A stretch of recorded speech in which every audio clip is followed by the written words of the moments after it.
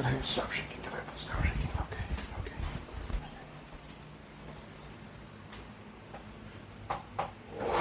Okay. Alright, so I came up with an idea the other day.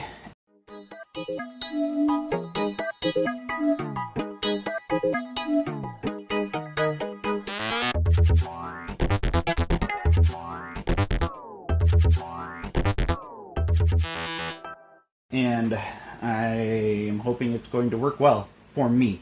Because that's the thing I've been working on lately, is making sure that things I'm doing are things I want to be doing and are helpful to me as a person and are making me feel better as a person. I'm not just doing it because I want the views and I want the likes and I want the money and I want the... No, I'm trying to use this stuff to be me. So there are going to be times I talk really slow and sometimes I talk really fast and sometimes I talk with accents and sometimes I talk with other voices and I'll use my hands a lot. Well, not... Yeah, when I can. And so what we're going to be doing today, all of that to lead to, what are we doing today? We are doing the dishes. Welcome to just doing the things. Yes, that's really what I'm calling it. Because for me, I was talking to Paige about it, and I don't do the things, right? Executive dysfunction is a thing, ADHD is a thing, depression and anxiety are things, and they're bitches, and I hate them, and... So a lot of times I can't just do the thing, right? I know I need to do the thing, but when I try to go do the thing, I get very overwhelmed, and I can't do the thing. So I keep trying to think of ways to make more content, because I like making content. I enjoy making content. This is fun for me. This is enjoyment for me. This is also therapy for me. So I thought I would take the therapy one step further, and it would not just be therapy for me in the way that I'm talking to you, but it would be therapy also in that I'm going to do chores. I'm actually going to do the things. Just do the things, Byron. It's what I tell myself all the time. Do the things. Just do the thing. Why can't you do the thing? Go do the thing. I can't ever do the thing. I try to do the thing. As you can see from all of these, I have a hard time doing the thing. I get overwhelmed easily. And the ADHD brain can't leave it alone, right? So I look at all the dishes behind me, and I'm like, okay, first thing I need to do is I need to sort them, and in order to sort them, I need more space, but the table still has plates on it from last night, or the kids are at the table, or the chairs are on the table, and I don't want to undo all that, because the vacuum needs to vacuum under it, and so where do I put the stuff? And I could put the stuff on the stove, but the stove has some dirty stuff on it too. So maybe I just set it on the floor, but then I'll be stepping at it, and that's where my brain goes. That's where my brain goes, right? I haven't done a single thing, and I am already overwhelmed. So I'm going to talk to you while you watch me do chores. I don't know how often this is going to be, okay, because executive dysfunction, I don't do the things. And in order to do these, I have to do the things. So it could be that I do really good and you get like a video every day for a week, right? Or it could be once a week, or it could be once a month. Or you might not see me for a month or two and then I'm back. Why? Because mental health is a real thing. And that's actually something, that's what we're going to talk about today. I got a lot of up and down time with the kid. Hold on. I gotta do the dishes while I'm talking to you. Do the dishes while I talk. Don't just talk with the dishes behind me, but do the dishes while I talk to you. So I'll be right back. Okay, so less of just talking and also doing things. But where do you start? Right? So when you get overwhelmed, where do you start? Because there's stuff everywhere. There's stuff everywhere. Oh, there's stuff everywhere. So, and I'm standing here and I'm trying to get this done, right? And I know I need to get this done. The executive dysfunction is telling me just to talk and to pay attention to things that I don't usually pay attention to, like the size of my body, right? Seeing myself on camera and my skin feels like it's like glistening, sweaty, and my belly sticks out, and it gets to be so much. A freaking huge pimple right between my eyes. Why? because I had an idea to do something, and immediately something popped up that made me want to not do it or delay it or put it off, but I'm still doing it. Okay. Where do we start? Let's start here. The stuff that has been washed and dried, we're going to put away. That's what I'm going to do first. It's all the executive dysfunction, right? It's all the executive dysfunction. What that means is you have an executive function in your brain, right? That tells you, hey, you need to go do this thing. So what do? You do the thing. Why? Because it needs done. It's what an executive does in a company, right? They're the one that has to make the final decision on a lot of things because somebody has to. Somebody has to. Nothing gets done if nobody makes the decision to get the things done. It's not how it works. However, in your brain, you have the executive power, right? That you are in charge.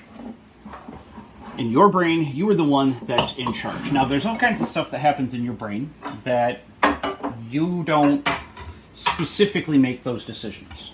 Okay? You don't decide usually when to breathe. Now, you can take over that executive function and you can make yourself hold your breath. You can take over that executive function and you can make yourself breathe faster or slower. You could take over the function of blinking your eyes. You could take over the function of... there's so many different things in your body that it does on its own that you can take over the executive function of, right? Now, there's a part in my brain of executive function that doesn't want to work. It doesn't want to work. It works. It just doesn't want to. And I don't seem to have the ability to naturally, on my own, make that work. I can't find that ability. I don't know how to just make it do the thing. So instead of doing the thing, I freak out and then I can't do anything. Right? Like doing these dishes. My brain is just freaking out.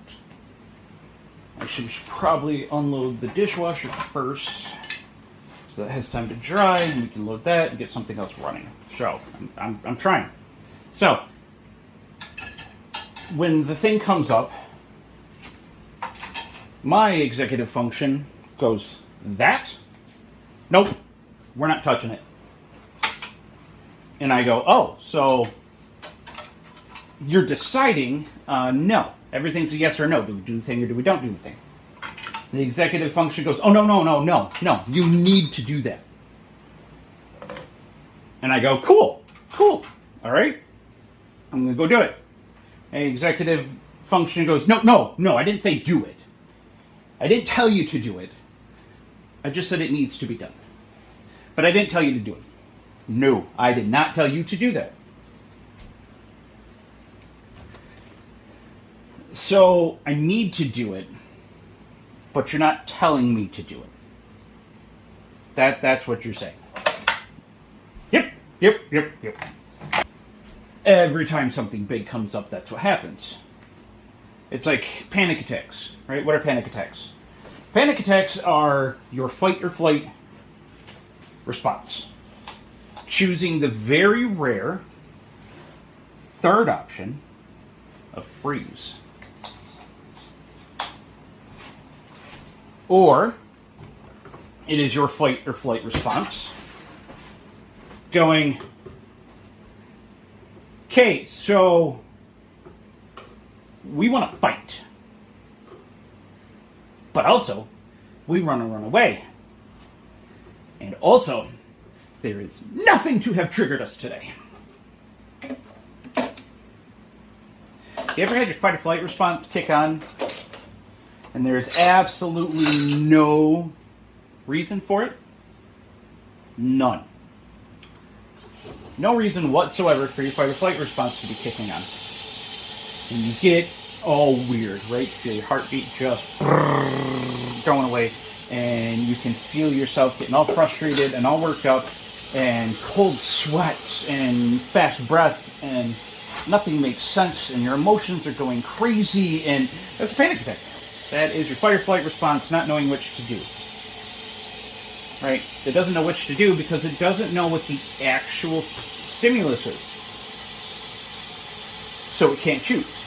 It is, again, another executive dysfunction. And you'll see that things kind of jumped forward a little bit here. I didn't realize that my phone would cut off the recording at 10 minutes. So I just lost about 3 to 5 minutes worth of conversation. That's frustrating. So I think I fixed it though. I set the timer on the oven to 10 minutes. Music allows me to be me in my head, right?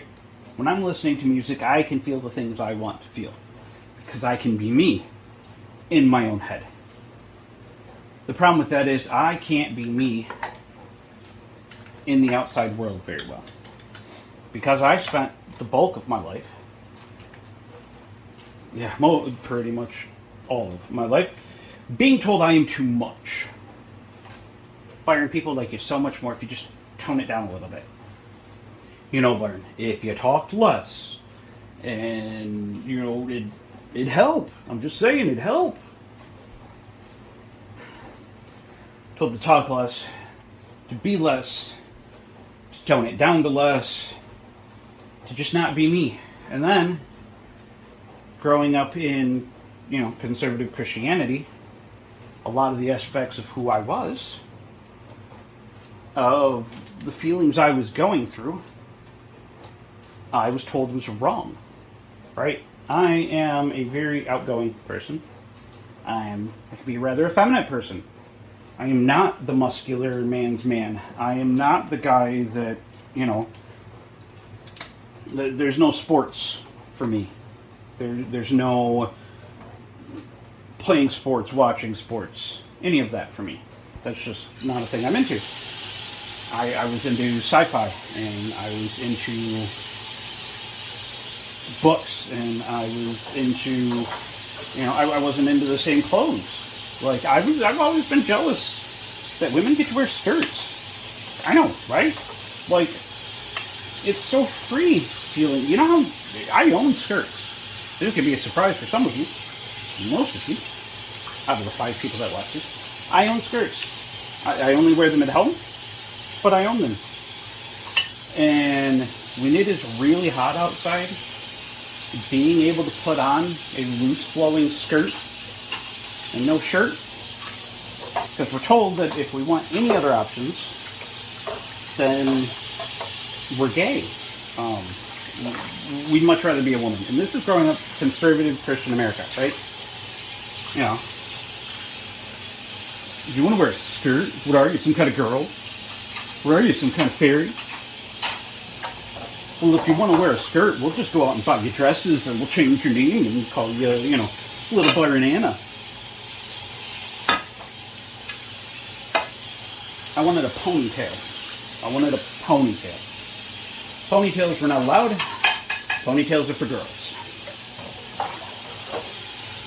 Boys don't have ponytails. Ponytails are not a thing boys have, and you are not a girl, so therefore you cannot have it. I wanted piercings. Can't have piercings. They're for girls. I finally got my piercing when I graduated high school. At 19. After 5 years. And I'm not trying to put down my parents. I'm not trying to put down anybody specifically at the moment. I will put down some people, but I will let you know exactly who I am when I am.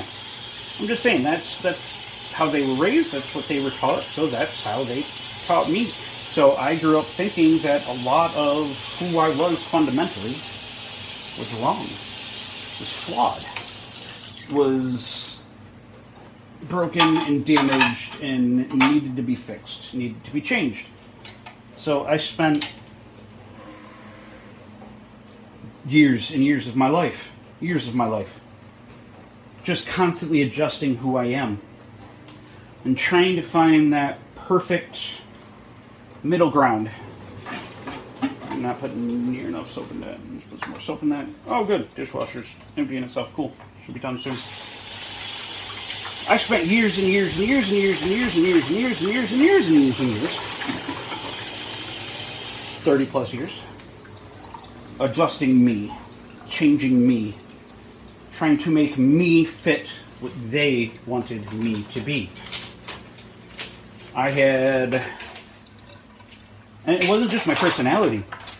Like, it's not just people telling me I need to tone it down or, talk less, that kind of thing. It was people telling me that I needed to change the way I dress, I need to change the way I do my hair, I need to change the way, change my looks and my appearance, change what church I go to and what brands I buy and where I shop, and all these different things I needed to change in order to fit in and make friends, in order to be one of the guys, in order to be part of the team, in order to be in the crew, to, all these things I needed to fix, all these things I needed to change in order to belong, in order to feel like there was a point to anything, in order to feel like my existence was worthwhile. So I kept referring to myself as Byron the Chameleon. This was in my own head. And then when I got older, you talk about your childhood, and that's what I call myself. Byron the Chameleon. I acted differently depending on the people I was around. And not just, talk less or talk more. My voice changed, my mannerisms changed, the stories I told changed. I was a different person around different people. And the worst is when those people meet. Who are you? When my worlds started to collide, when I got older, I started to really question, who am I? Because this person thought I was this way, and this person thought I was this way. And it wasn't that I was lying to them, right? I wasn't lying to anybody. Just my built-in responses, my built-in reactions, was to just become what this person needed me to be. Was to become the person that would best get along with them. And I tried really hard. Oh, I tried so damn hard to just fit in, to just belong, to be the it guy. For once in my life, to be strong, important, liked, looked up to, revered, instead of being reviled. It was that's how I spent my time. And then life kept shooting me. And life got hard and harder and harder and harder, and I kept just going backwards, and I had a lot of physical pain, and the executive dysfunction kind of ruined that and took away my ability to deal with the things that were causing the pain, like all my broken teeth. And I just put up with the pain because it was going to be too hard and too expensive to deal with, so I just needed to suck it up and deal with it, and I became another person, yet again. And this time, it wasn't a person I wanted to be. It is not a part of my life that I am proud of. So, now, I get all the teeth taken care of, removed. I got teeth in my top pocket, but I don't like wearing them unless I'm out in public. And got back on, anxiety meds and depression meds and ADHD meds and all of that, and started seeing an actual doctor. My doctor is the greatest doctor in the world, I swear to God. I love her so much. I have known her for a very long time, and it is very nice to have a doctor that you trust. It is very nice to have a doctor that actually has your best interests in mind and will do the work and the research to make sure that you are getting the best treatment possible. I am 39 years old. I will be 40 in November. I am unemployed stay-at-home dad. I'm actually making art and stuff that I've always wanted to make. I'm making the content and stuff I've always wanted to make now. I am getting the ability to really hands-on raise my children. I'm getting the ability to be a part of their normal day-to-day lives. I'm not always working. I'm not always gone. I get to be here. And it's amazing.